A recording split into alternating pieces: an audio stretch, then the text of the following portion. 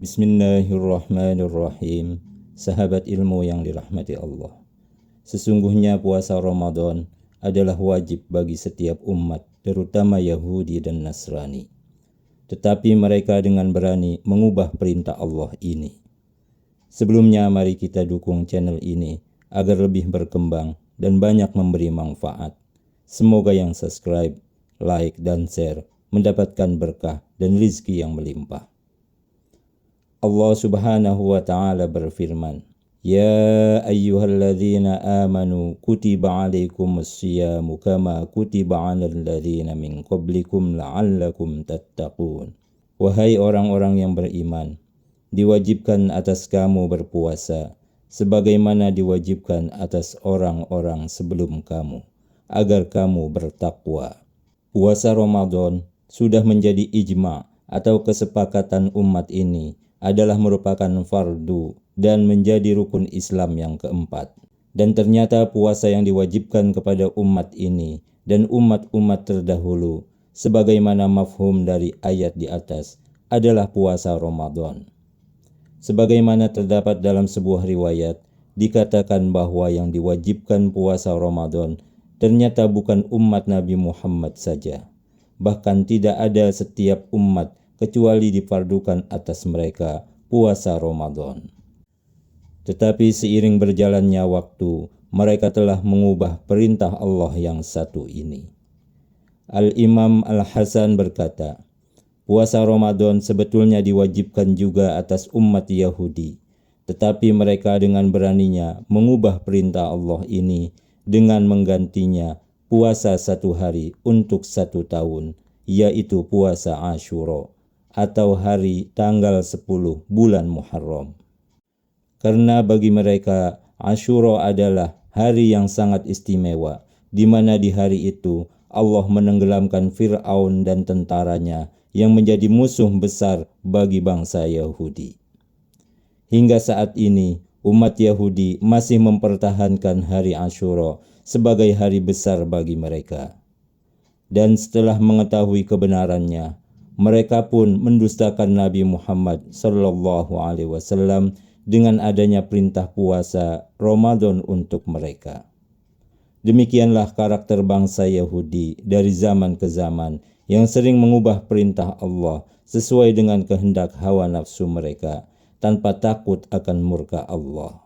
Padahal mereka sudah sangat banyak mendapatkan pertolongan dari Allah, diselamatkan dari berbagai bahaya, bencana, dan kehinaan yang menimpa mereka.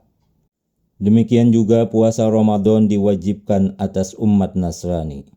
Tetapi setelah mereka melakukannya cukup lama di zaman fatrah, akhirnya mereka berada pada sebuah musim yang sangat panas dan memberatkan perjalanan serta kehidupan mereka.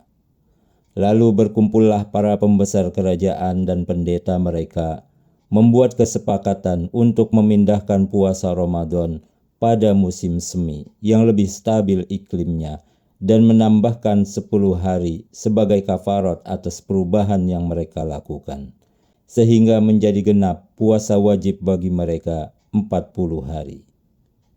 Kemudian setelah berjalannya waktu, suatu hari raja bangsa mereka jatuh sakit, dan dia bernazar kepada Tuhan, jika penyakitnya sembuh, maka dia akan berpuasa selama 7 hari. Dan benar saja, Tuhan sembuhkan penyakitnya. Maka sang raja pun melaksanakan nazarnya, berpuasa selama 7 hari. Dan atas perintahnya, dia juga menambahkan pula 7 hari puasa nazarnya itu kepada puasa wajib yang 40 hari. Maka jadilah puasa wajib bagi umat Nasrani saat itu menjadi 47 hari. Kemudian setelah bergantinya kepemimpinan raja yang baru, juga berinisiatif menyempurnakannya dengan menambah 3 hari lagi. Maka puasa wajib bagi umat Nasrani genap menjadi 50 hari. Kisah ini sesungguhnya adalah cermin makna dari firman Allah. Mereka menjadikan orang-orang alim Yahudi dan rahib-rahib Nasrani sebagai Tuhan-Tuhan selain Allah, dan juga Al-Masih putra Maryam. Padahal mereka hanya disuruh menyembah Tuhan yang Maha Esa, Tidak ada Tuhan yang berhak disembah melainkan Dia. Maha suci Dia dari apa yang mereka persekutukan. Surah At-Taubah ayat 31. Maka bersyukurlah kita sebagai umat Nabi Muhammad yang selalu patuh dan taat menjalankan perintah Allah dan menjauhi segala larangannya sesuai dengan firman Allah dan sabda Rasul-Nya, bahkan kadang dalam kondisi tersulit sekalipun, dan tidak akan berani menentang apalagi merubah perintahnya karena takut akan murka Allah Subhanahu wa Ta'ala. Dan sebagai orang yang beriman, maka kita tidak punya pilihan lain kecuali hanya menerima semua ketentuan yang telah Allah dan Rasul-Nya tetapkan bagi kita, sebagaimana firman Allah. Dan tidak pantas bagi laki-laki dan perempuan yang mukmin ketika Allah dan Rasul-Nya telah menetapkan suatu ketetapan, kan ada pilihan lain tentang urusan mereka. Dan barang siapa yang mendurhakai Allah dan Rasul-Nya, maka sungguh ia telah tersesat dengan kesesatan yang nyata. Surah Al-Ahzab ayat 36. Sahabat ilmu yang dirahmati Allah, sedangkan kemuliaan dan afdaliyahnya Ramadan hanya Allah berikan kepada umat ini, umat Nabi Muhammad sallallahu alaihi wasallam. Ramadan yang awalnya rahmat, pertengahannya maghfirah, dan akhirnya itkun minan nar, pembebasan dari api neraka. Setiap amal ibadah di dalamnya dilipat gandakan hingga tak terbatas. Semua dosa diampuni sehingga keluar Ramadan kita seperti orang yang baru terlahir kembali dari rahim ibu. Ibadah sunnah diberi pahala wajib, dan ibadah wajib dilipat gandakan pahalanya menjadi 70 kali lipat. Bahkan belum juga berpuasa, ketika kita merasa senang dengan datangnya bulan Ramadan, Allah berjanji akan membebaskan kita dari api neraka. Memberi berbuka puasa, walaupun dengan sesuap makanan atau seteguk air kepada orang yang berpuasa, mendapatkan pahala yang sama dengan orang yang berpuasa. Tidurnya orang yang berpuasa dinilai ibadah oleh Allah. Diamnya tasbih dan doanya tak ada yang tertolak. Makan, berbuka, dan sahur mendapatkan pahala yang sangat besar.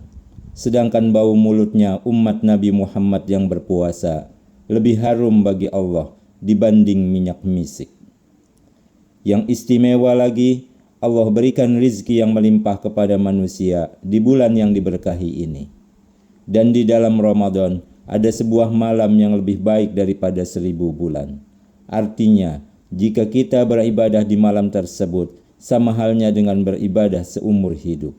Dan banyak lagi kemuliaan dan afdoliyah yang lainnya. Sehingga Rasulullah sallallahu alaihi wasallam bersabda, seandainya umatku tahu apa yang ada di dalam Ramadan, maka niscaya mereka mengharapkan 1 tahun penuh adalah Ramadan. Karena begitu melimpahnya anugerah Allah Subhanahu wa Ta'ala kepada umat Nabi Muhammad di bulan yang mulia ini, yang tidak Allah berikan kepada umat lain sebelumnya. Pantas Nabi pernah memberi kabar gembira bahwa kelak umatnya akan menjadi umat yang terdepan di padang mahsyar. Walaupun umur mereka sangat pendek dibanding umat-umat terdahulu, tetapi dari sisi kemuliaan dan kualitas pahala, umat Nabi Muhammad melampaui umat-umat terdahulu. Ini adalah salah satu berkah dari Ramadan Mubarak. Untuk itu, Ramadan yang masih ada bersama kita, mari kita manfaatkan dengan baik kemurahan Allah ini. Sehingga keluar Ramadan, kita mendapatkan gelar A'idin, orang yang kembali suci, wal faizin, dan orang yang meraih kemenangan, dapat mengendalikan hawa nafsu. Semua dosa kita diampuni dan meraih pahala dan keberkahan yang melimpah dari Allah Subhanahu wa Ta'ala. Semoga Allah selalu merahmati dan meridhoi kita. Amin.